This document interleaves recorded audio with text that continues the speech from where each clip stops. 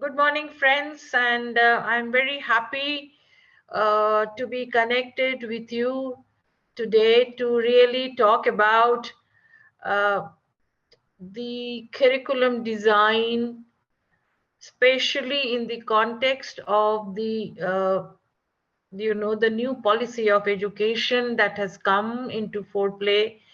And this is actually very critical. Why? Because as you know, things are changing, environment is changing, and also the ability of the learners are also undergoing a lot of change.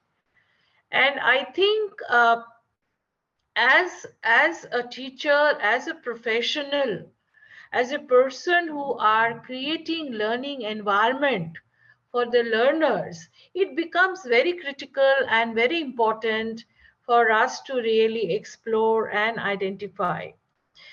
I thought of handling this session in two aspects.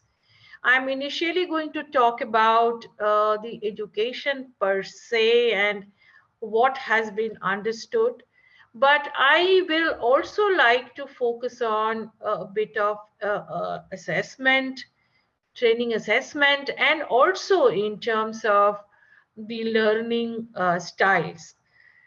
So let me begin my presentation, and let me start by sharing that, yes, so it is all about the curriculum design and adapting to the learning style. The first slide that I want to share with you is that if I look at education per se, and in fact, why we are taking education. What does education gives us? We all know. And if you look at the first arrow that depicts that the education is the acquisition of knowledge, skill, and competencies. Now, you as a teacher, you know that when we look at knowledge, knowledge is our cognitive learning. In other words, the learning that we actually learn through our head. So it's the cognitive, the principles, and that's how the learning mode begins in the education mode, then imparting of knowledge. And this knowledge, as you know, in a curriculum, in a school level, in a college level, it continues that we need to really develop our cognitive abilities. The next is the school, in an education or in an institution, the skills. And today, as you know, that there is a lot of focus on skill development and skill sets and skill development, skill identification that has come into place. So skills, in other words, skills, we call it a psychomotor learning. That means the learning which is happening by through our hands, simple, like working on computer is a skill, learning how to swim is a skill, learning to work on accountancy is a skill where a lot of practices are happening. So this is psychomotor learning, or in other words, we call it collative learning. So cognitive and the collative learning. And the third is the competency building. Now, this competency is actually the functional competency, and it is a combination of the cognitive learning, of the collative learning, and the effective learning. The other learning that we say, the behavioral learning, is the effective learning. So effective learning, in a simple man's language, is learning through heart. So learning through head, learning through hands and learning through hand. Totality of it gets translated into a competency. So competency is something that we learn, we practice, and we allow the learner to learn. But why do we do that? We do it for not only to acquisition of knowledge, but this has to be get translated into generation of ideas, products, processes, and services. So ultimately, at the end of education, what is needed is how does one generate these ideas and use it into products, into processes, and into services. And therefore, when we actually send our students, or if we look at ourselves, so each one of us gets use our knowledge, skill, and competency in terms of generation of ideas, products, processes, and services. The third arrow is actually gets importance because then it needs to be applied in terms of these ideas needs to be applied. The products needs to be usable. The processes needs to be functional, and the services needs to be taken by the variety of people. And for any kind of a social development, this becomes critical and this becomes crucial. So the end part is the education, that therefore helps not only ideas in a box, but that gets to be translated to the generation of a variety of things. And once it is done, it starts getting applied for the use. So this is a nutshell, the whole understanding of my understanding of education, that unless and until we use our education, we use our knowledge, we use our skills, we use our competencies, this education remains incomplete. So as you know, these days in the new education policies talking about the functional skill. It is talking about that it is not only know to be a knowledge master, but it needs to be gets translated into the functional aspect, and which perhaps we have undermined, and which needs to be highlighted, and which needs to be developed with the time.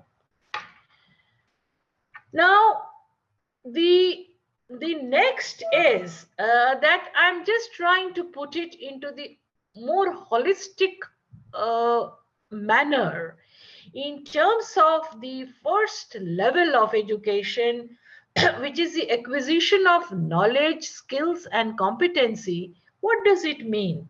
It means one is actually trying to build the resources around. Now, the moment I say resources, it is a resource which is internal, and it is a resource which is as well external. So building up of resources, both from the internal as well as from the external perspective.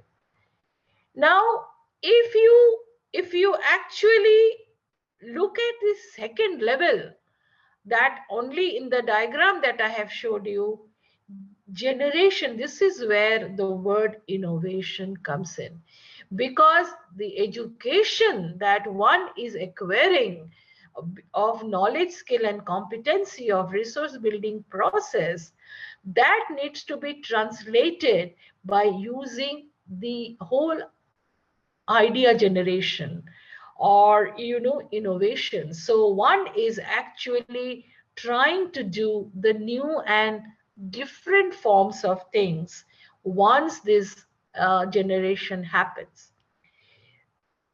Now the third, which is for social use, that I have talked about, this is organizing social use of ideas. Now, how does it get it translated? It gets translated into creating ventures, enterprises, new initiatives, new disciplines, new ideas. And the third level, if you actually try to look at, this is what the entrepreneurization starts taking place. Therefore, what is becomes also important right from the word go of education. The venturing is happening, and the moment I talk about venturing, and moment I'm saying innovation, lot of risk taking ability starts happening. I'm just watching my granddaughter, who is about 7 year old, and she's just doing her science class with a teacher on a Zoom. The completely different way of handling a class of class 2. I'm sure some of you who are parents, I'm sure you are experiencing the same thing. It is more to do with experimentation, more to do with resource mobilization, more to do with something productive that they can do. So right now my granddaughter just handed over me a beautiful collage she made out of the waste material. I think that is wonderful. And this is what becomes important when we are looking at the development perspective. So, with this background in mind, that I am looking at development, from a different perspective. So, let me take you to the next slide. Now, if I am talking about development, I think one of the important aspect of development becomes the developing the spirit of development. Spirit, as you know, it is deep inside each one of us. That spirit needs to be awakened. Just mugging, just reproducing, sometimes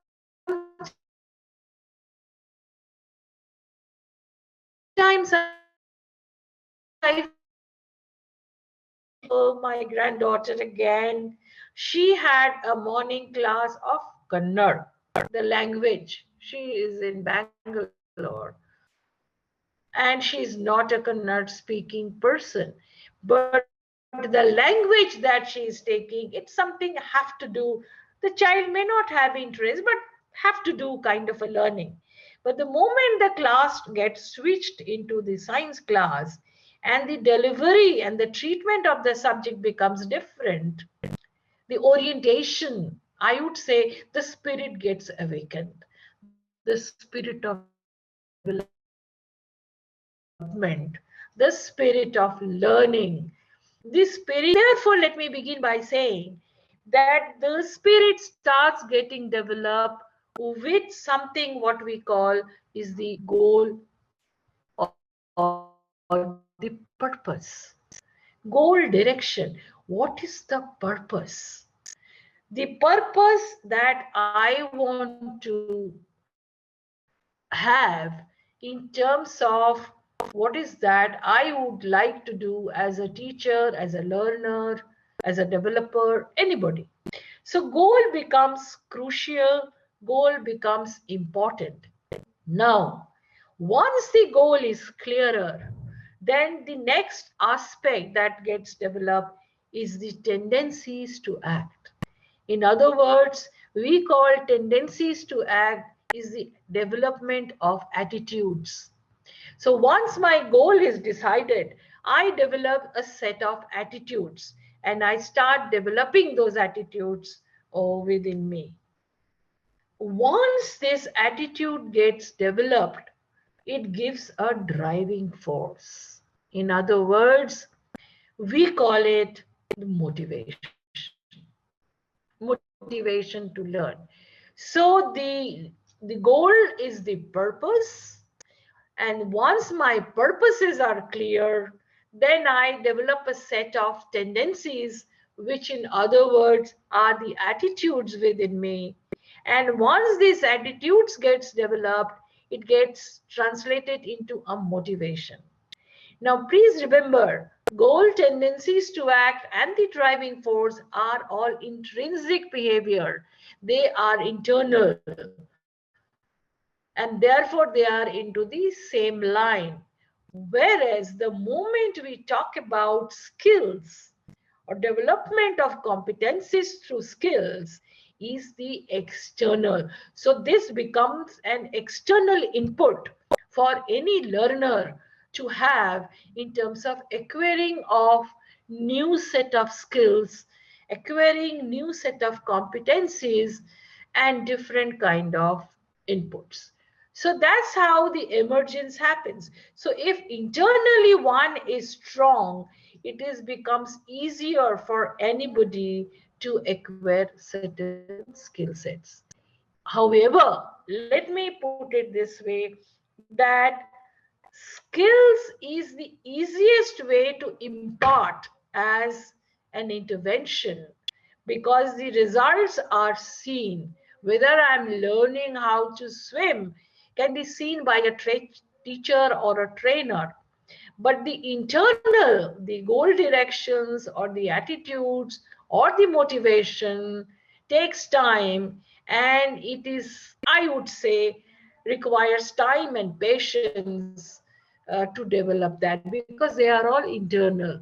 So developmentally, if you see, we always start with a skill and go back. So we believe if there is a skill sets and it helps somebody to have a motivation, and if this motivation, I'm sorry, develops certain set of attitudes, and then it kind of develops the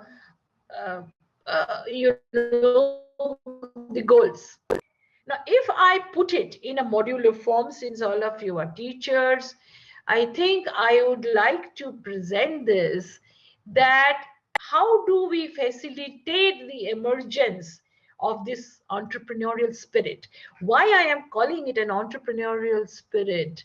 Because each one of us, whether I'm a learner or I'm creating a learning environment for learning, I think one is has to be entrepreneurial. So if you look at this chart, it talks about the values, attitudes, motivation, and competencies. And the values are the goal sets in terms of innovation, in terms of independence or ownership. It is in terms of outstanding performance, or it is in terms for respect of work. These are the entrepreneurial values. And today's standing and today focus is that how do I create these values, and these values will bring about change, and therefore these are, we call it entrepreneurial value. And to my mind, this helps us to develop certain goals. Now if I have these values, what does it do? It changes my attitude. The attitude actually is the next level, is that the moment I'm having a value of innovation, I will start using imagination. I will start, my attitude would be to able to take a moderate risk. If I value independence and ownership, I will start enjoying freedom of thoughts and action, and perhaps look for economic opportunities. If I value outstanding performance, then I will believe that I can change the environment, you know, and I get satisfaction for doing a task. And lastly, if I respect work, whatever work that I do, it is so critical and important. And I believe the moment we talk about skills, it is actually related to value of skill. I have often asked this question to a lot of teachers. Why a carpenter or a plumber cannot be equally respected that of a teacher? Have you ever thought about it? you know that one is using skill sets, The other one is using the knowledge. However, the respect of work somewhere in our system, in our belief, there is a high work and then there is something low work. Some work of a higher value, some work of a lower value. So therefore, the respect of work will give rise to different set of attitude to involve in work, to analyze situation and to take action. So therefore, this set of attitude gets developed. Motivation and motivation, therefore, if I have a set of attitude for taking moderate risk, I will constantly strive for success. So constant desire for success, and therefore enjoy freedom of action. I would always strive for excelling with some kind of a standard of excellence. Either I improve my own standard or I go into competition and I compete with others' standard. So this becomes important. And also a long-term goal, that what kind of a goal that I am actually trying to set for myself. And analyze situation, that means my motivation would be constantly how to influence individuals and situation for achieving some set goals. So my motivation would be not only to strive for excellence in whatever I do, or I am competing with others in terms of improving my own set of standard, but also I am learning how to influence the environment. That is so critical and that is so important, and it actually is a life skill that actually we need to engage in imparting education.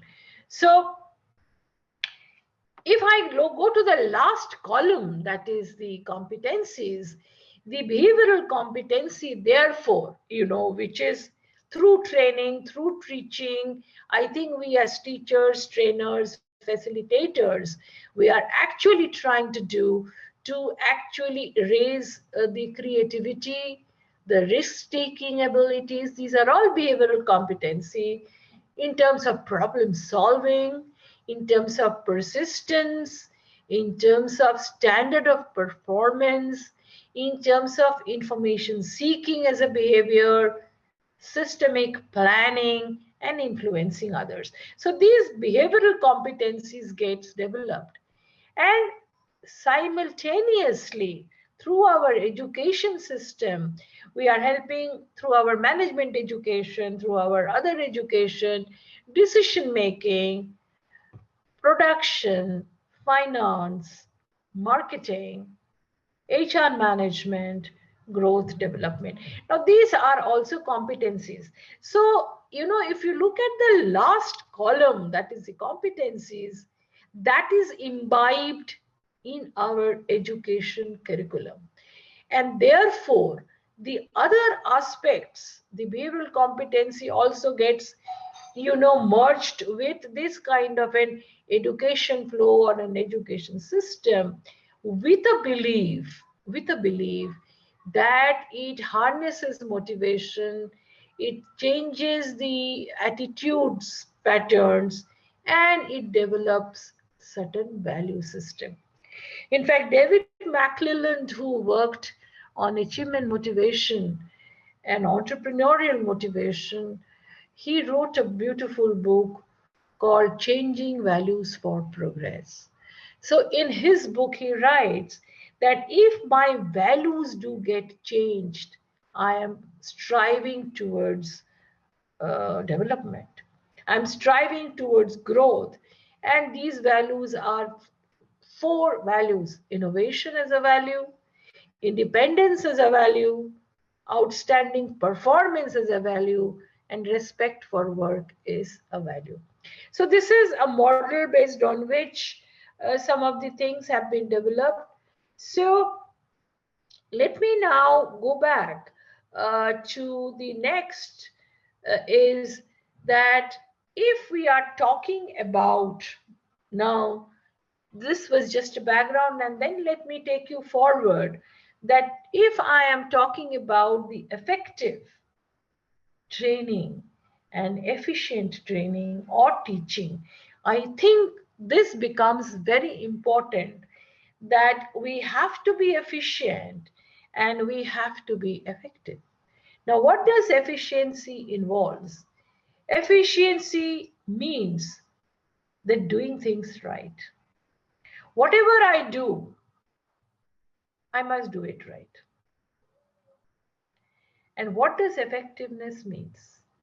Effectiveness is which involves doing the right things. There are two different things. I can be very efficient, but I may not be effective. On the other hand, I may be effective, but I may not be very efficient. So combination of efficiency and effectiveness in terms of my teaching or training pedagogy becomes critical and important. And therefore, I need to look at variety of things. And I'm going to come back one by one a variety of things that I am actually going to look for. Okay, now coming to this training, I think I want to spend a little time on a curriculum design.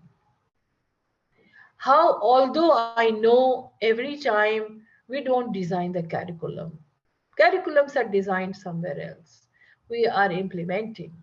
But however, handling the curriculum is on my terms. How do I handle it? How do I deliver it? What do I do? And therefore, uh, I think one of the very critical and important thing is to really understand my target group. Who are my students? Who are the people for whom I am doing this intervention? Do I really understand them?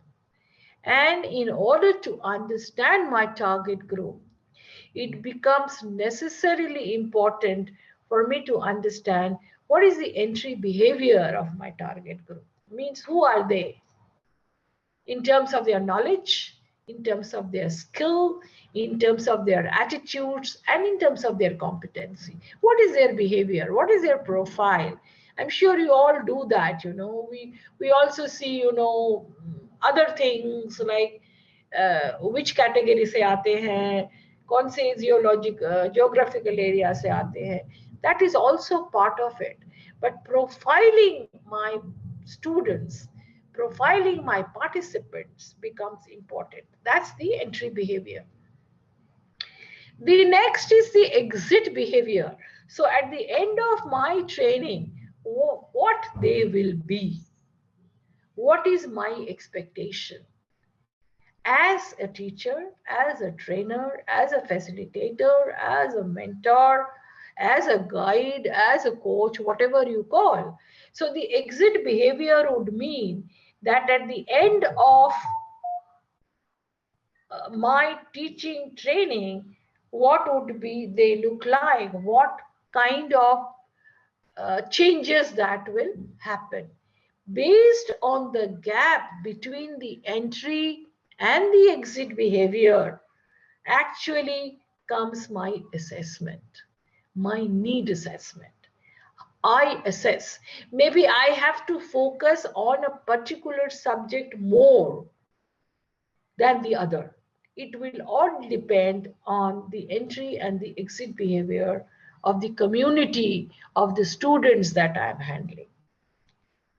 Once the need is assessed, then I come to the objective. What is the objective? A, B, C, D. Maybe not a lot of objectives, but few objectives. So the objectives needs to be stated.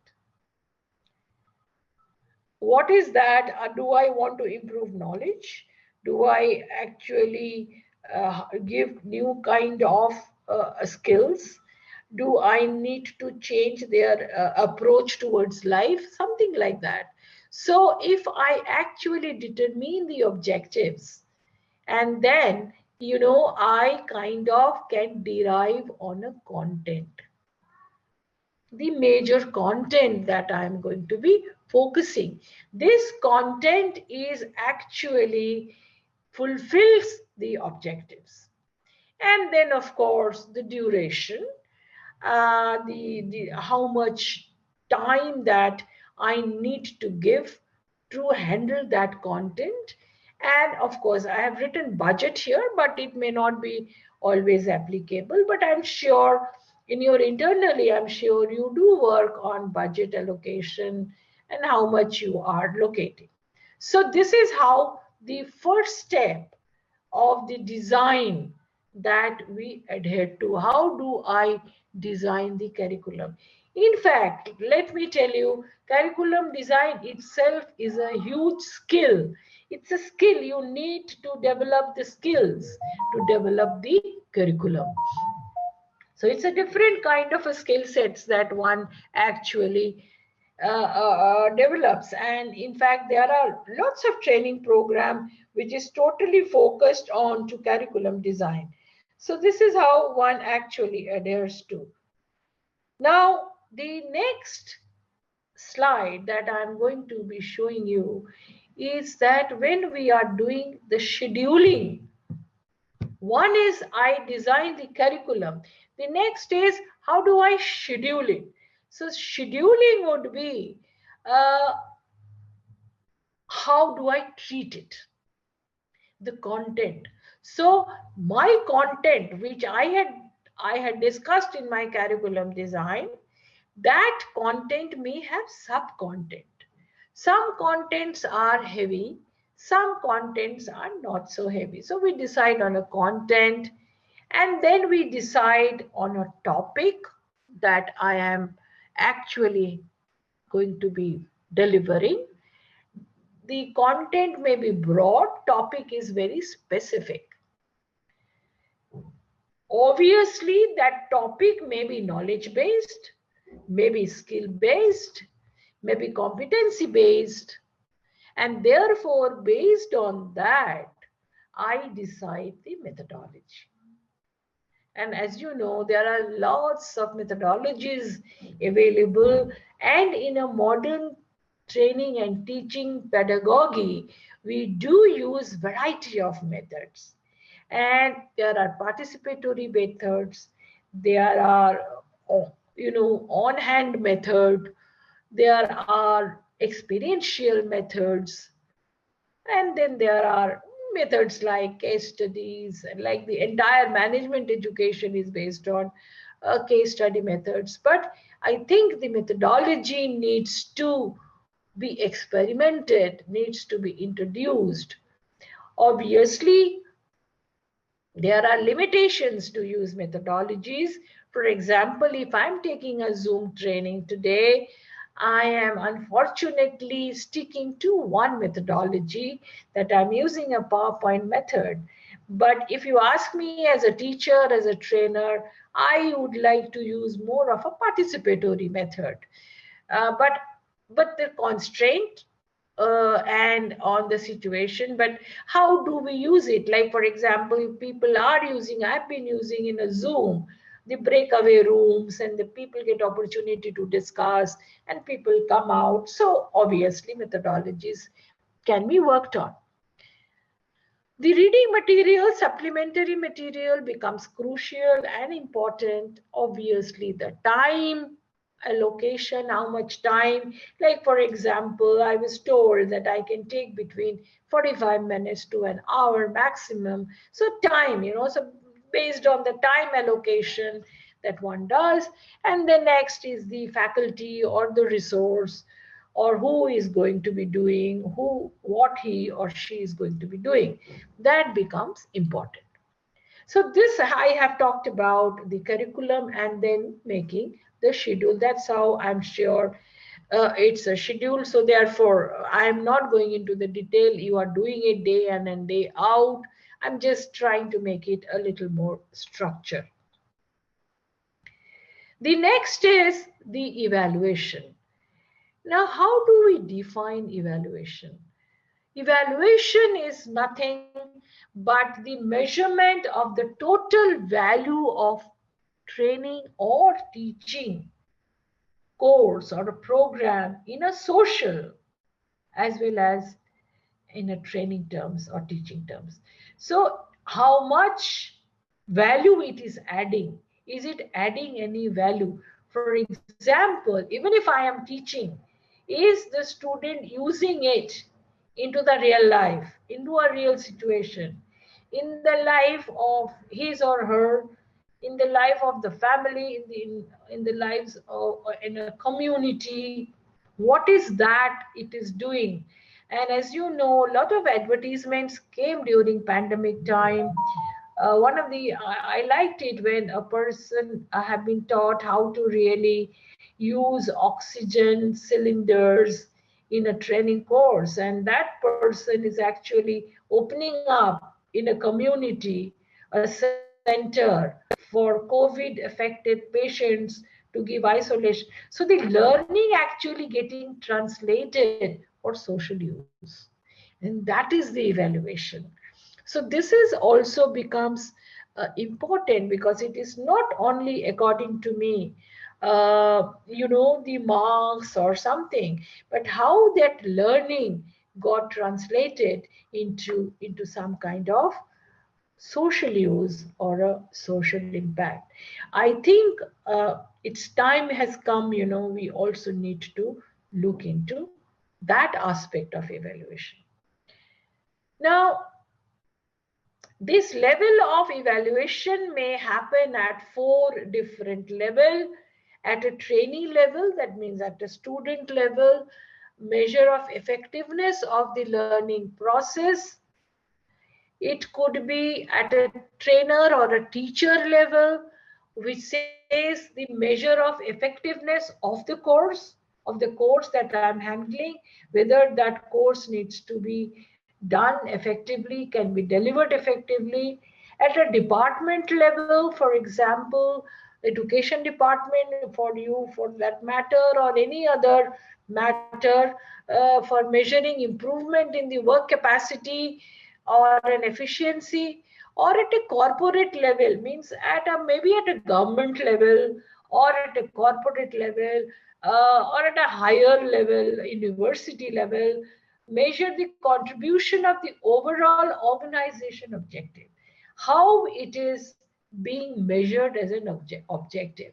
So it kind of divides into four levels that one is actually trying to look at how it is making improvement into different kind of a level.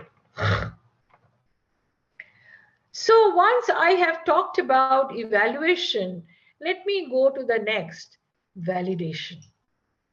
Now, validation is very important from an economic perspective, from a cost-effective analysis perspective.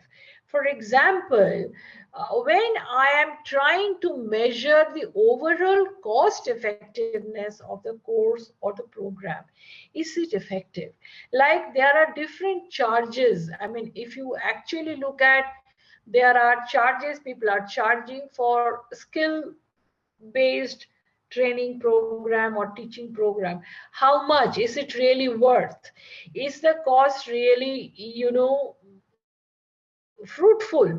So therefore one is to look at the overall cost of the effectiveness of the program or the demonstration of the transfer of effects of the training to the job or the life situation. So therefore it is both, in terms of how does it get transferred into a real life situation. So that is validation. And therefore all of us, if you look, the way we have learned, the way we are absorbed, the way we have processed it, the way we have implemented into our day-to-day life is a whole cycle. So that's really validate the learnings that one has through teaching or a training program. And therefore, I think consciously we do not do validation, but I think that's the real learning, isn't it? I mean, if you recall in earlier days, the Guru Shishya Parampara or the Gurukuls, what happened in Gurukuls is a real validation, like a student would go to a teacher's house and would learn each and everything, right from carpentry to agriculture, to animal husbandry, to astronomy, astrology, all that, because then that person, or archery for that matter, so everything that holistical learning, and the person gets out and validates.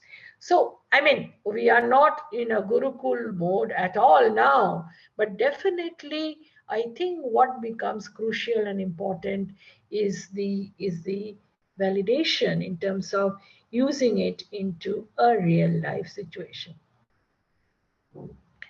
Now, if I say, how does one learn? So therefore I'm saying learning versus doing. And commonly that I just came to my mind, we learn by reading. I mean, very simple, very traditional method of learning. We also learn by observing. So observation is a great learning. We learn by listening to people. Something which is useful for me, I will listen. Something which is not so useful for me, I will not listen. The fourth aspect is that we learn by experiencing. So the learning through experience becomes important. We also learn by engaging ourselves, and one-to-one, one-to-group, one-to-community, want to understand. So different kind of engagement processes. There are other ways also, I'm sure, and you can keep on adding to this list. Now, if you look at the learning in a new environment that is happening, now, if you look at learning happens in a new environment, one is that there is a need for a stimulation. We need a stimulation that to happen. And that stimulation orient ourselves to a new environment, to a new situation. I can give my example, like uh, with a new changing pedagogy of using online training, things have changed. One has to orient oneself. So I had to orient myself. I've never taught, online 2 years back, but then there was a new stimulation and I had to do, and therefore I have oriented myself towards that. And in terms of orientation, I also had to prepare myself. So stimulation, orientation, preparation, and implementation. So this becomes a cycle, and therefore this is how the learning actually takes place. uh, so let me just present that in the new or the entrepreneurial convention, if I say, just a second. The conventional or a training approach. So there are two kind of an approach. One is the conventional approach and the other one is the entrepreneurial approach. Please understand, entrepreneurial approach means when I'm using innovation, when I'm trying to do something different. So if you look at the conventional approach, it was always major trainer focus onto the content. It was a very content heavy approach, led and dominated by trainer Training experts hands down knowledge, so giving knowledge. Emphasis upon know that, that was a very conventional. Participants passively receiving knowledge, the learners receiving the knowledge. Sessions heavily programmed. Learning objectives are imposed. Mistakes looked down upon. Emphasis upon theory and the subject or a functional. So this is a very conventional approach. Whereas if you look at the new normal or a new approach of education to that matter, things have undergone a change, and I'm sure you are also experiencing. So it is major focus on the process of delivery. How do I deliver? The major focus is on delivery. uh, Ownership of learning by participants. So the learning are owned by the learners. It is not only by the teacher or the trainer. Ownership has to happen. Trainer as fellow learners and facilitators. There is no high and below. So trying to make it at an equal level place. So they are fellow learners and fellow facilitators. Emphasis upon know how and know who. So emphasis is more on how to do it, who should do it, rather than that. So it is how and who. Participants are generating knowledge. So it is not only teachers are generating knowledge, participants, learners are also generating knowledge. Sessions are flexible and responsive to the needs. So it changes with the needs. They are flexible in nature and they are responsive to the variety of needs. The learning objectives are negotiated. Many a times, in a modern day learning, we say, okay, this is what I have planned to do, but what do you think I could add? What do you think I could delete? So this is negotiation.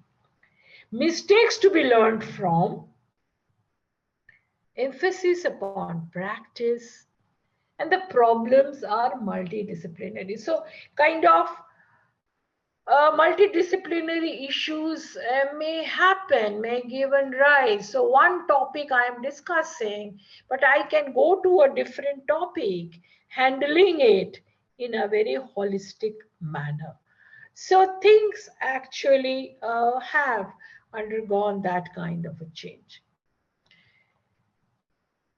Uh, Now, if I am looking at training or a teaching need assessment,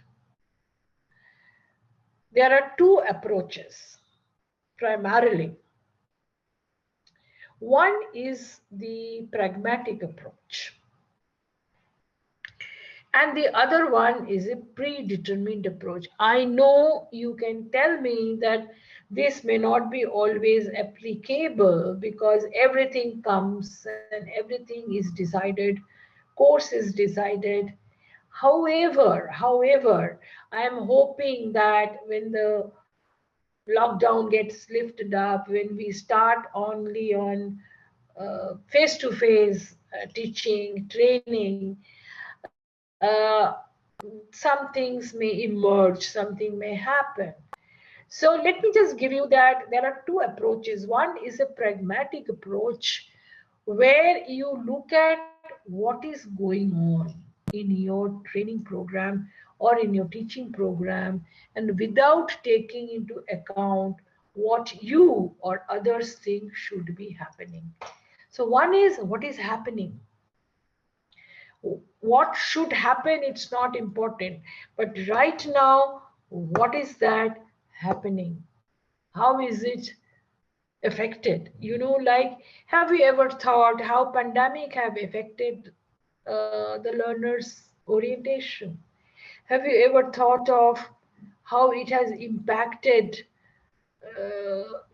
their lifestyle? We don't know. So the pragmatic approach is when we actually try to understand what is going on. Even in a class, even in a session, what is going on? Are people there? Have people logged out? Have people switched off their camera? There are variety of ways to look into this. The second one is the predetermined approach. Predetermined approach is that everything is, unfortunately, we are mostly in a predetermined approach. We are not on a pragmatic approach because that takes time. That actually is risk taking because maybe you have to quickly change everything. Whereas in a predetermined approach, everything is decided. Results also, whatever you want to see is specified, and the criteria for which you will judge success or failure. Everything is given. So actually, we are operating very much on a predetermined approach. The pragmatic approach is more when you are flexible, when you are willing to make deviations. The moment you make deviations, you are actually taking risk. So it may happen in your teaching curriculum. Maybe you want to treat a subject, treat a topic little differently, which is otherwise not being specified. Well, that's your choice. How would you like to do? But then these are the two major approach. Uh, so when we are assessing the training needs, sometimes it's formal versus informal. It is formative versus summative. What is formative? As you are going through, you are formating, whereas summative is the end. At the end, you summarize. Whereas formative is as it is going and you are actually assessing. Coursework versus examination. So sometimes we are taking unit tests, sometimes we are taking end of term, maybe terminal, maybe half yearly, maybe depending, or it is the examination. This is a very traditional method, internal versus external. This is all well known, and this is what you have been kind of doing it otherwise. Now, what are the checkpoints? It's more likely to be objective in a formal setting. It gives data on which to make judgments. It is easier to put it in a written form, that is a report or a record, allows you to check on the success in achieving the outcome you plan. So this is very, very formal. And there are data sheets. I'm sure you are doing that. So we all are following formal. But then there are also informal ways. It does not put so much strain on the trainee, may reflect certain attitudes. So in a class, when you are making a judgment, you also make judgment on the attitudes, which cannot be said or which cannot be expressed, but you do also encounter students in their attitudes because they are more prepared to be open in an informal situation, allows you to spot the unexpected outcome. So in an informal situation, many things can happen. Many things you can adhere to, and that is also a checkpoint for you to make certain assessments. Maybe some of the students may not be attending otherwise, but suddenly, when you kind of notice that the student wants to come, students maybe one-to-one talk, maybe creating certain strengths from the student may sometimes help. It may help, it is one way of experimenting. The other checkpoint in a formative assessment and in a summative assessment is formative, as I said, is which you make the training or a teaching program is going on and you make adjustments. I know this may be difficult, but I'm sure you are doing it. It allows you to make assessments to the program or to the syllabus.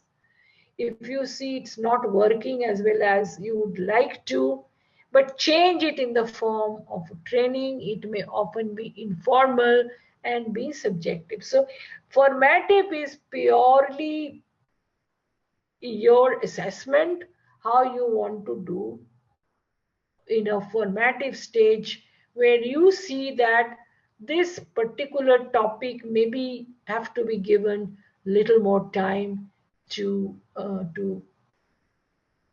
to adjust, maybe little more focus onto the practical aspect, maybe more focus on a project work, maybe more focus on some assignment, something like that. Whereas in a summative assessment, it comes at the end of the program and allows you to sum up both the trainee's progress and the effectiveness of the program. This assessment is usually very formal and often strictly objective. So that's the annual. At the end of it, that you summarize and then you give rise to variety of situations. Checkpoint: continuous assessment versus periodic assessment. I need not go into detail. I'm sure one is a continuous review of the information that you are picking up from the trainees or the students, together with the consequent adjustments that you make to your program. So in a teaching program, maybe you are making some kind of adjustment to your program. Whereas in a periodic assessment, uh, you have a series of intermittent probes taken of trainees attend over a period of time. I thought of giving you this because perhaps you are doing it. This is just 3 slides that I have before I go to the next for the learning. Is that objective of a cognitive learning, that is learning by head? How do we evaluate? And evaluation strategies are different. For example, appropriately designed achievement test administered before and after reports and essays, because cognitive learning is a domain which is concerned with the processes such as recall of information, comprehension of material, and intellectual response. That's the cognitive learning. Evaluation strategies are different. I'm sure that needs to be taken care by you. The second one is the affective. Now, what is affective learning? As I said, this learning is again concerned with interest, attitudes, values, and appreciation. This is the learning. Affective learning is learning through art. So strategies sometimes are different. We do a lot of evaluation, course evaluation, personality questionnaire, attendance, records, dropouts. This is how we evaluate whether the learning of which is affective domain, how we are making judgments. The third one is the psychomotor, which is actually relates to the skill-based learning, is the domain which is concerned with the physical response, such as present in a skilled performance. How will you do? Job performance, observation by others, rating scale, behavioral checklist. Now, since we are now going to give lot of focus on life skills and other skills, I think it is more important that we are looking at them from a job performance, how they are doing, why they are doing, and also observation. Self-rating becomes very important here. That whether I'm able to deliver, whether I'm able to learn, whether I'm able to use it in real life, and of course the behavioral checklist. Like for example, if I have to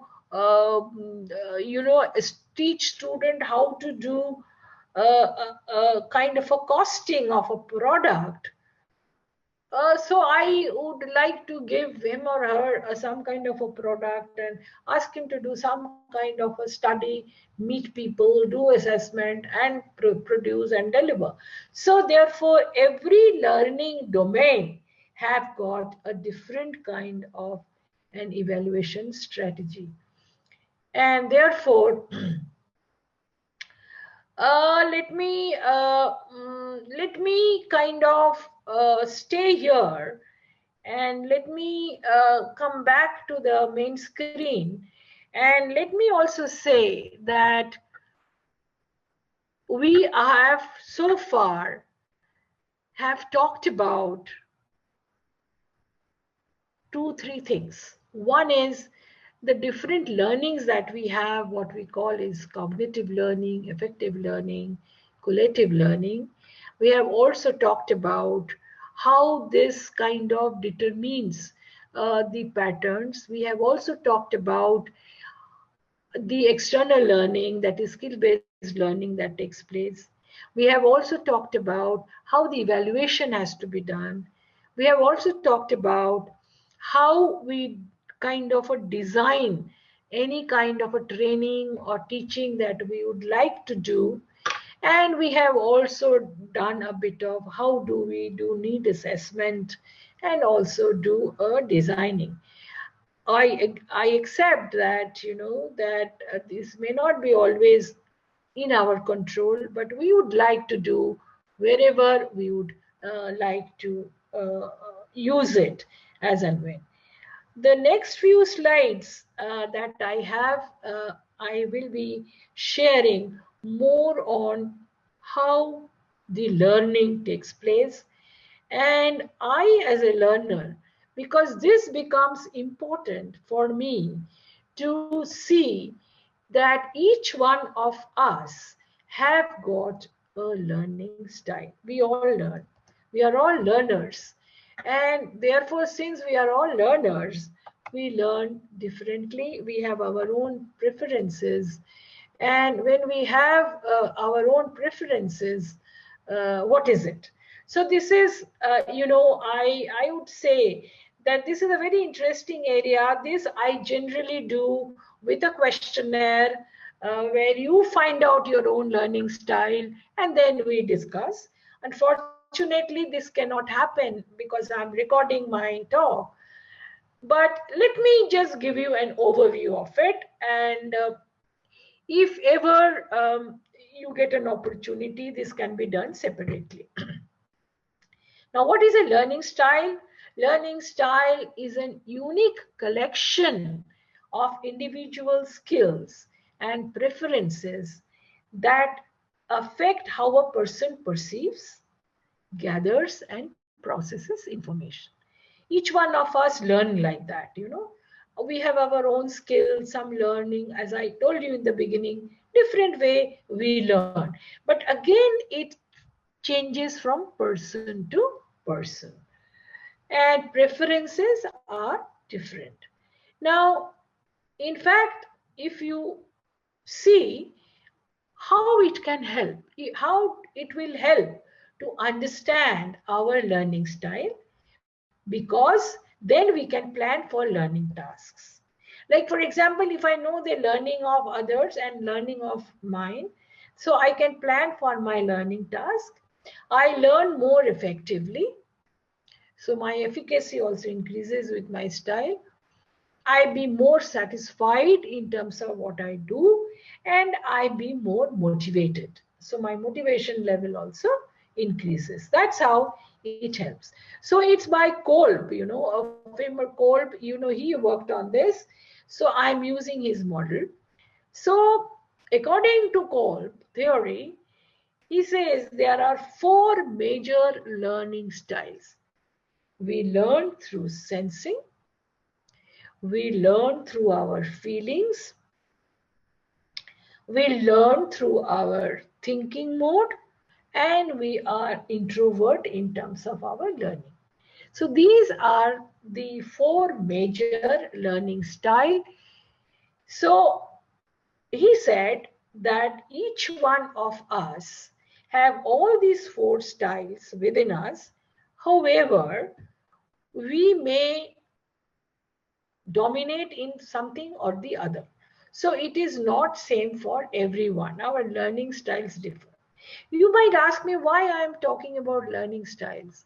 I am learning styles because the way I learn, I also feel that others can learn the same way, not necessarily. The way I learn, not that my children will learn the same way or my students will learn the same way. But for me, it is important to understand my learning style and other learning styles as well, so that I become more efficient and effective in terms of creating a learning environment. Now, the first step is this sensing. One of the things that I showed you is sensing. So we will talk about sensing. What happens, people who are sensing learning? They believe in concrete experience. We call it concrete experiencing. What does it mean? It says they are interested in experiencing reality than theory. They don't believe in theory. They believe I have to experience, right? Good at relating to others, and are good in making intuitive decisions, open-minded about life. For example, let me give you an example. Learning about different fauna, plants, rather than teaching. If I take a group of students to the garden or to a jungle area and explore them how to learn about different faunas. So it is all about learning through reality, experiential learning, sensing, feeling. Sensing, no, it's not feeling, it's sensing. So it is all about intuitive decisions. How quickly I take a decision in a different, the problem solving, like life skill, we say problem solving. Making intuitive decision. Do I sense that something may happen? Can I plan in beforehand? So this is sensing. So this is sensic learning. The next is feeling. We call it reflective observation. How does this learning style means? They understand rather than applying ideas. Understanding is more rather than applying. So they feel prefers to know what is true or how things happen rather than how things work. So they are more into feeling. For example, they are more into observation. They prefer to know uh, what is the truth, how it will work. It's like being into it rather than uh, working on it. First understand, first feel, first go through the process. Value patience, impartial and thoughtful judgment. So they kind of value this patience, they are impartial, and they are very thoughtful in terms of judgment. So they call it feeling, we call it reflective observation. The third is an abstract conceptualization, the thinking, the learning through thinking. What does it mean? Logical and like new ideas. So it's more of a thinking, not feeling level. They translate it into action. So logical and like new ideas, prefer to think a situation through rather than rely on instinct. So they don't believe like the earlier style on instinct. They believe on a situation rather than apply. They like precision and very organized life. They are not like feeling. Feeling people may be a little more organized, disorganized, but abstract conceptualization, thinking people believe in more organized life. The last one is the active experimentation, the introvert type. like to influence people and change situation, prefer to learn things that have a practical application.